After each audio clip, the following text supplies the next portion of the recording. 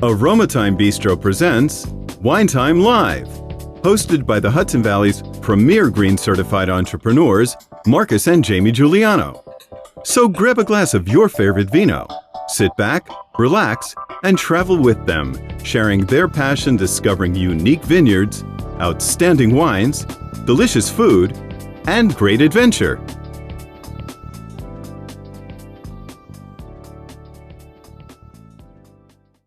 Hello, everybody. Hi, everybody. Welcome to Wine Thyme. Wine Thyme Live, episode number 2. This is not a daily thing. Maybe a couple days a week, we'll get on and talk about wines, talk about travel, whether we're traveling ourselves at a winery or we're with a winemaker here at the restaurant, or we can get a winemaker online with us, an owner, and we can do some type of interview. This is about wine and travel and our stories. Absolutely. We love to tell our stories and we love to share where we've been, what we're up to, and all the interesting, fun wines that we come across. So we're going to share a wine today, Verdeca grape. This is a relatively rare white grape variety from southern Italy, now found almost exclusively in Taranto and Bari provinces of central Apulia. Its wines can range from quite neutral and herbal, through to more aromatic wines with mixed citrus flavors. It is also it is all too easily confused with the similarly named Verdeca, an equally rare variety from Tuscany. Yep. Again, there's so many varietals. Yeah, how many varietals are there in Italy? What is the... So there's a book out there that talks about 1,300 varietals. Some experts say there's less. Some of those are mistakes, or they're only making grape wines out of certain varietals. Some say there's more, that they've just scratched the surface. We're gonna buy that book, so I can reference that book more often. Yeah. So I can reference it and actually go through it. There's some really cool grapes down south. I mean, there's some really cool grapes all over Italy, but we're very fond of that region. So we're extremely fond of southern Italy. They used to make vermouth out of this, correct? Yep. Verdeca. They used to make vermouth out of, and what does this get paired with, Jamie? So it goes great with seafood, right? So seafood, it goes yep. great with clams and calamari, and then pastries stuffed with ground meat. I think this is awesome with spicy food too. I mean, I would pair it with some spicy food. Speaking of pastries with ground beef, my grandmother used to make this. Really? My grandmother's from Bari, yeah. right, from Faisano, right outside of Bari. So she used to make what was like in a rectangle. What's the word I'm looking for? Those Phyllo? No, in the pans, the glass pans. Pyrex? Pyrex. She used to bake a Pyrex and put pastry dough down, and then fill it with ground meat and put pastry dough on top and bake this. And it was like a ground meat pie almost. Oh, interesting. And I remember growing up as a kid and eating that a lot. So that's indicative of... I don't remember ever having that at your grandmother's. That's indicative of the South. My mom would make it too. Oh, okay. So yeah. Cool. So if you're tuning in and watching us on video, we're actually outside in the garden right now. Depending upon what stream you're on, you can see the fire pit in back or not. So if you're tuning in and it's just audio, then you can't see that. This does get downloaded to the audio version and gets uploaded online. Anything else about Verdeca that we need to know? There's evidence suggesting that Verdeca, like many Italian grape varieties, may have originated further east in the Mediterranean in either Croatia or Greece. Like 1,000 years ago, right? Yeah. One of those deals. All right. So let's talk about the wine.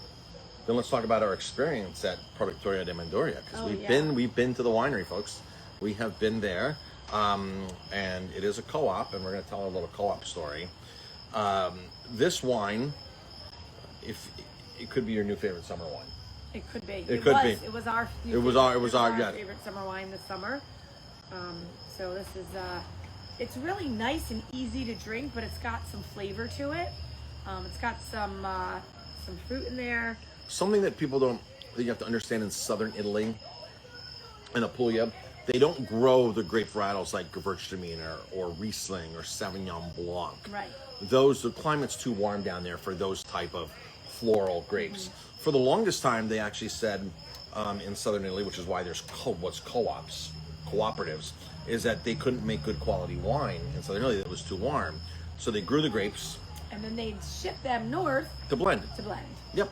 They either juiced them and made grape juice. One of the podcasts, or one of the videos we were listening to today, because we like to listen to a lot of things, talked about the fact that, you know, instead of making blending grapes, they decided it was time to make really good wine. Really good wine. Take those awesome grapes and make good wine. Right. So a couple of the families down there, not the cooperatives first, but the individual family. Explain what a cooperative is, because I was a little bit.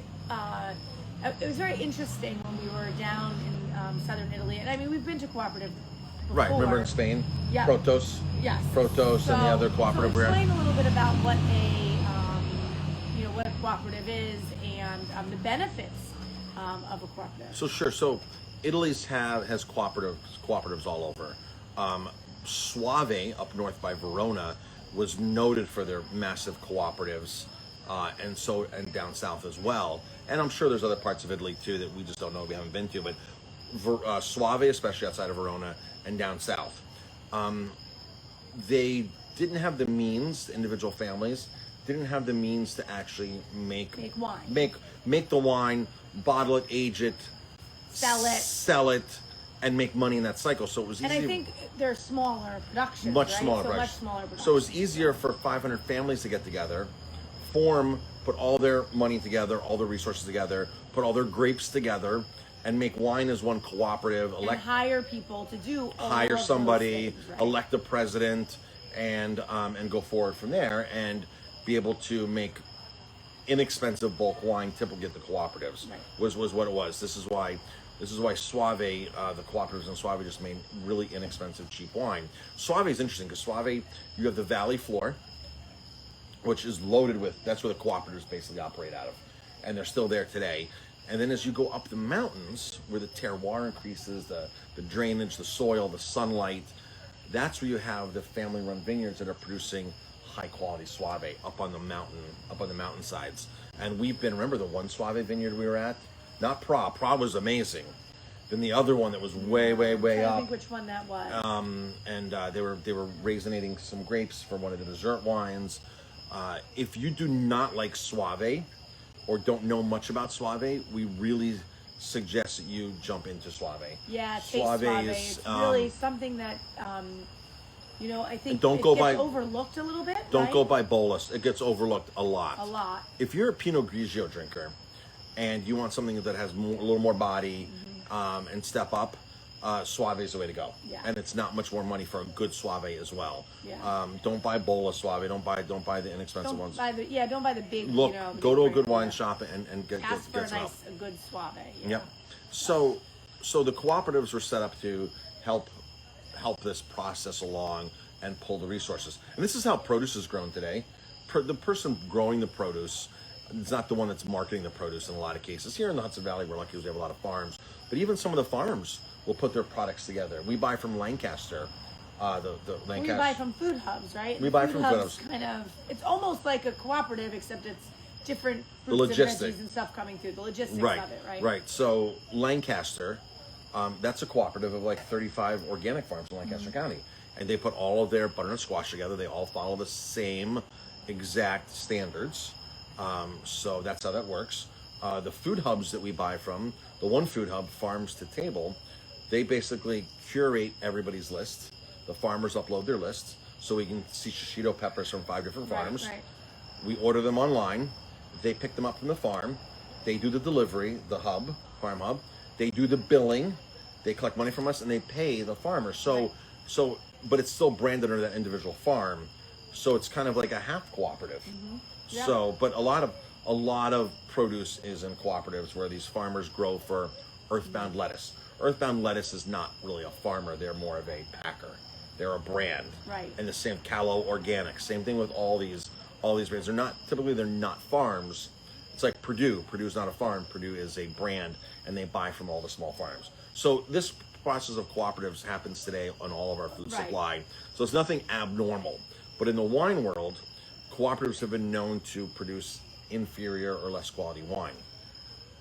What happened when we went to Protos in Spain? So we bought this wine. So I'm trying to remember if it was the massive. Oh yeah, Protos was massive. So we were buying the Protos Verdejo from a very small distributor here, and we thought it was a small wine. We didn't do our research. The sales rep brought it in. #1 Verdejo in Spain, got all these great awards, and we're like, this is great. So we're passing by. Yeah, right? we're driving in Spain. We're driving, and we see Protos. The sign. We're like, let's stop in. And we immediately, walked inside, and we were blown away by how massively big it was. I mean, they had a security guard waiting outside to greet you, and there were, and you could just see the bottling line behind him, and it was massive. I mean, it was massive, like walking massive into place. a football stadium. Yeah, It was like walking to a football stadium. We were quite shocked. The export manager came to meet us, and spent 25 minutes with us or whatever, and did a little small tour through the retail space. Yes. And so the first question we asked was, well, how many bottles do you make? Remember how many bottles I said? It was million. 8 million. Yeah. 8 million bottles. By far the largest winery we were ever in. And we both looked at each other. When we both walked in the door, Yeah, we knew. And the security guard met us, we were like, this isn't the family-run winery that we want in the restaurant. Yeah. And there was another cooperative too that we ran into, smaller scale cooperative, but we just weren't impressed with the overall quality of all the wines in the cooperative. Right. We were buying one of their other higher end wines, but we just weren't impressed. We just didn't get that feeling, that overall good feeling. So we stopped buying those 2 wines. Yes. Immediately stopped buying those 2 wines. Now, fast forward to 2019, in the fall, our one wine distributor knows our stance on cooperatives. He tastes us on a wine that we fall in love with from Produttori di Manduria. We fell in love with their Elegia, which is their Primitivo. Elegia. Some of the Italian names are not good at pronouncing. We fell in love with it. We tasted it, and we said, yes, can you get us in there? And he goes, I can get you in there. He set up the appointment. We walk in, and it's a co-op. And we were like, I'm like, it's a co-op. Not a co-op, right? Was that the one where they had the gas? The museum, yeah, the gas pumps. The gas pumps, and they were actually, you could go in and fill up a bottle of wine. Jugs of wine. Jugs of wine. What looked like gas pumps. Yeah, it was a gas pump. It was pretty cool. So Anna, who works there, met us. She did our tour. They have a whole museum there. And I got to tell you, we were blown away. Blown away. Totally not what we were expecting. And we called the guy who was a partner in the importing company, and we're like, okay, you sent us to a co-op, and we loved it. He goes, I knew you would. Right. He goes, I know your stance on co-ops, and I know you don't like to buy from co-ops as much as you like to buy from the small family-run wineries. He goes, but this is a different co-op. And I said, it sure was. Great time, great facility, great people there. Yeah. And we went to a couple other co-ops while we were in Basilicata, doing the Volture, Alianico de Voltures. We visited another co-op up there, which we don't even know where to buy their wine from, so we haven't bought their wine in a while. So this is indeed a co-op, a smaller co-op down in Manduria. This is called their Alice. Alice is the name of the wine. I say Alice, he says Alice. Alice, that's the Italian pronunciation, Alice. And the grape is 100% Verdeca. And this is probably, if you're looking into Southern Italian wines, in Apulia especially, you're not going to recognize the grapes. Cantaloupe makes Chardonnay. They make Chardonnay, but there's not many people that are making, I don't think anybody's really making regular Merlot, Chardonnay, Cabernet. It doesn't really exist down there. Yeah. It's Negro Amaro, it's Nero de Troia, Primitivo, it's Fiano, it's a Susumanello. It's a ton of Susumanello. It's a ton of different grapes. If you're a white drinker, go straight for Verdeca. Try Verdeca first. Citrusy, has a backbone to it, a little bit rounded, still has some minerality in it. Yep. The Fianos tend to be a bit drier than this. And this is just an amazing, the fall wine too. It's got a little more body to it. Yeah, so it's delicious. It's really nice, and it's really easy to drink, but it's got some body, which is nice. So on our 2021 trip in April, we plan on taking 24 people to this winery. This is one of many. One of many. So this winery has a museum in it, because they've been making wine for 100 years or more. in that building. I forgot. We went downstairs. Remember, you wind through all the where they used to. So this is really cool. So the rooms that were downstairs in the museum that you kind of walked through were all, what do they call them? Like cement holding tanks for the wine. Yep. So up above, you could see there's a hole. There was a hole up above. And they have glass. They have glass tops now. The tank coming down. And what they would do is the farmers from all the different farms would come to the cooperative and dump their grapes in, right? Or grapes, their the juice, and they would dump it into these cement holding tanks. Fermentation tanks. And it was really cool because you could see the wine, like all the rooms we were in. All the rooms. Not all, but most of the rooms had all these red stains on them. Yeah, it was really They were cool. concrete with red stains. You knew they did Primitivo or whatever in those rooms. Yeah. But they had a whole intricate museum of how wine was made in that region. Oh, amazing. And all different things. All the tools, what the people lived with in the area. What they slept on, small little beds. Yep. They had baby carriages. They had all the different steps and all the different equipment that they would use to make grapes. It was For the really last cool. 100+ years. It was really, really cool. And this is definitely a place that we were like, okay, we normally wouldn't go to a cooperative, but we are definitely going back here. We're definitely going back, and we're still supporting the wine. We love the wines, and great people there. Yeah. We're getting ready to do a tasting with Produttori di Manduria on September 21st? 2020. So this is a timely message to you, 2020, September 21st. It's a Monday night at the restaurant. We do our wine and four wines and a dish. 4 wines and a dish, $25. And we're going to have the importer on hand talking about the same importer that sent us there. Yep. He'll be here. He'll be talking about... Produttori di Manduria, they make an awesome rosé. They make a Primitivo, right? That's the Allegia. And they make the Lyrica. Lyrica is the Primitivo.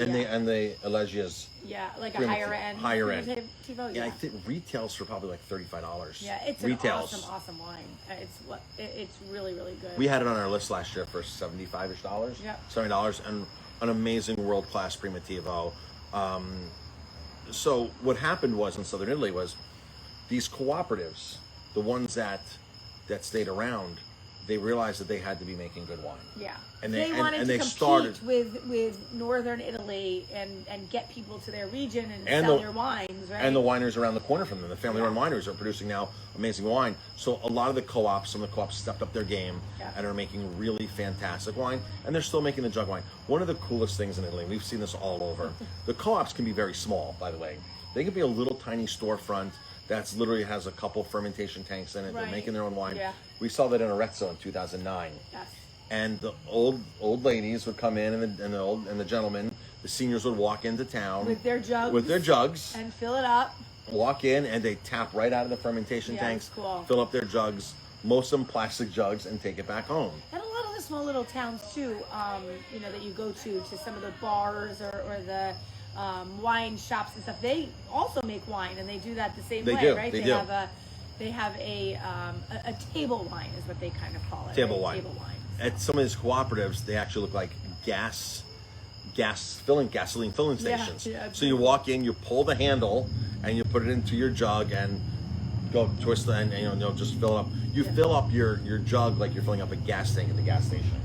Same type of apparatus. Yeah, really cool. So we're excited to be going to Produttori di Manduria because it's going to show our guests the history of winemaking in Apulia and what life was like, and it's really cool. So what they did was they cut holes into all these underground tanks. So you weave through this maze, room to room to room to room, but upstairs when you're walking in the museum, the tops they put glass on, so you can see down, and they're lit up so you can actually look down, and it's really cool.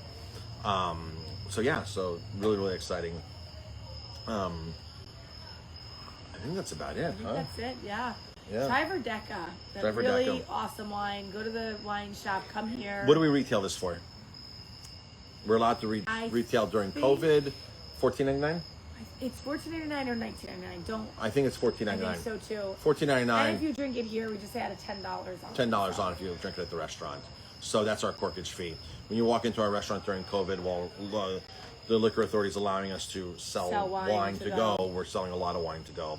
So we have 2 different pricing tiers. The You price still have to order food though. You have to order food. Yeah. 2 different pricing tiers. The price you see there is retail, like you take it out to go, and then you just add $10 to the corporate fee. So we have a lot of their wines coming in stock. Their AKA Rosé is amazing. When we talk about Rosé was invented in Apulia. That's where they're saying the birthplace with the Nero de Troya grape was the first Primitivo that they say was made. No, the first Rosé. First Rosé. I'm sorry, first Rosé. That was made. First Rosé that was made. Yeah, we love Rosé too. So we love wine. We love to share our experiences. We love to take people with us and travel with us, and just give you a top of the line red carpet VIP service. So we should have Lucia on with us. Yes. Lucia is the. If you're ever interested in traveling with us too, just make sure you give our website and everything. But Lucia's. She heads the Rosé Coalition in Apulia, so she works with all the wineries and markets all the rosé. She was here last year at the restaurant. Yes. She's helping us plan our next trip a little bit because she lives in Brindisi. She's helped us change a couple things around to make it flow more effectively and add in some cool restaurants that she knows. Very cool. And so VIPWineryVacations.com. We're in the process of switching that site over to be a resource guide as well. So if you're traveling by yourself, not with us, if you're traveling with your family, you're not traveling with us, you can go on there and you can get a vintage Fiat ride in San Gimignano. You can get a vintage Alfa Romeo ride in Arborabello in southern Italy. We'll help you plan your trip. We can help you do everything. We'll help you do all of that stuff. That is something Villas. we love, we enjoy. We'll send you to awesome wineries. We'll send you to awesome villas to stay, and we'll make sure you're taken care of. So, yeah, absolutely. So that website. We'd love to help you. VIPWineryVacations.com. Yep. All those resources will be coming on very soon. Yes. All right. So thank you everybody for watching us. We appreciate it. We love wine and we love to share our story. And so this is Wine Thyme, THYME, a little pun on words. Brought to you by Aroma Thyme. Brought to you by Aroma Thyme. Jamie Marcus from Aroma Thyme. And let's see, what else? Anything else? That's it. All right, everybody, have an awesome night Cheers. or day.